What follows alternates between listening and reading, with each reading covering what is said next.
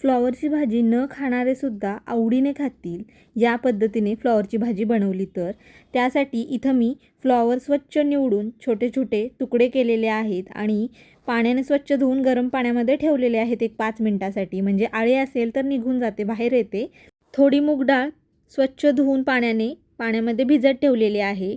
कांदा टोमॅटो परतस तोपर्यंत मूग डाळ थोडी भिजली जाते. आता कढईमध्ये थोडं तेल घेतलेलं आहे. तेल गरम झाल्यानंतर जिरं मोहरी घातलेली आहे. जिरं मोहरी चांगली तडतडल्यानंतर बारीक चिरलेला कांदा टोमॅटो घालून चांगलं परतून घेतलेलं आहे मऊसर होई तोपर्यंत. आता यामध्ये थोडीशी हळद, चवीनुसार मीठ आणि फ्लॉवरचे तुकडे घालू आणि फ्लॉवर चांगला 1 ते 2 मिनिटासाठी तेलामध्ये परतून घेऊ. म्हणजे फ्लॉवरचा जो उग्र वास असतो तो निघून जातो आणि तेलामध्ये फ्लॉवरसुद्धा चांगला परतला जातो.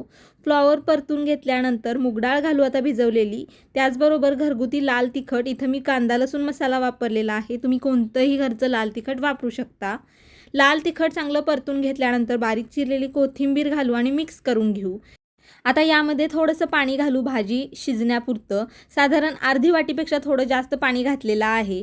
गॅस बारीक करून यावरती झाकण ठेवू आणि फ्लॉवर चांगला मऊसर असा शिजवून घेऊ. तर थोड्या वेळानंतर बघू शकता 7 ते 8 मिनिटं झाल्यानंतर फ्लॉवर चांगला मऊसर असा शिजलेला आहे आणि झटपट फ्लॉवरची भाजी तयार झालेली आहे. सकाळच्या घाई गडबडीत झटपट अशी ही भाजी तयार होते, तर नक्की करून बघा.